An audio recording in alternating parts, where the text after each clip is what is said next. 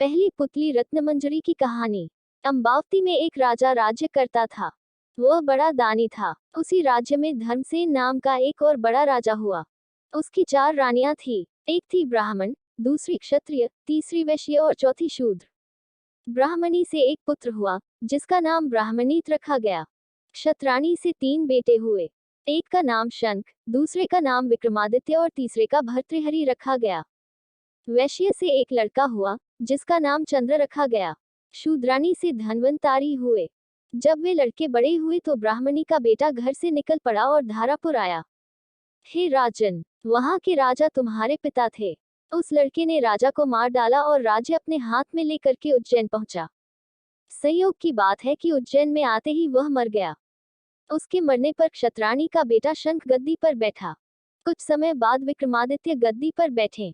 एक दिन राजा विक्रमादित्य को राजा बाहुबल के बारे में पता चला कि जिस गद्दी पर वह बैठे हैं वह राजा बाहुबल की कृपा से है।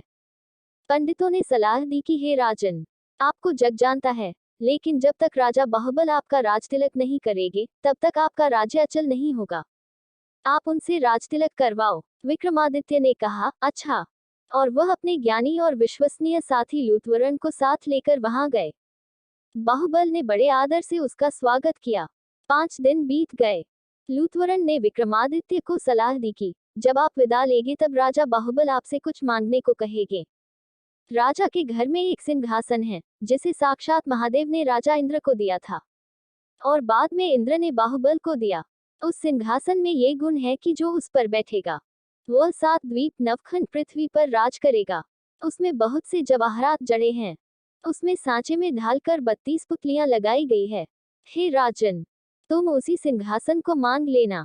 अगले दिन जब विक्रमादित्य विदा लेने गए तो उसने वही सिंहासन मांग लिया। राजा बाहुबल वचन से बंधे थे। बाहुबल ने विक्रमादित्य को उस पर बिठाकर राजतिलक किया और बड़े प्रेम से विदा किया।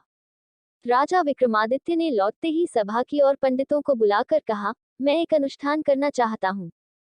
आप देखकर बताएं कि मैं इसके योग्य हूँ या नहीं। पंडितों ने कहा, आपका प्रताप तीनों लोकों में छाया हुआ है। आपका कोई बैरी नहीं। जो करना हो कीजिए। अपने खानदान के सब लोगों को बुलाए। 1.25 लाख कन्यादान और 1.25 लाख गायें दान कीजिए। ब्राह्मणों को धन दीजिए। जमींदारों का 1 साल का लगान माफ कर दीजिए। इतना कहकर पुतली रत्नमंजरी बोली, हे राजन, आपने अगर कभी ऐसा दान किया है तो सिंहासन पर अवश्य बैठें। पुतली की बात सुनकर राजा भोज निराश हो गए। आज का दिन तो गया। अब तैयारी करो, कल सिंहासन पर बैठेंगे।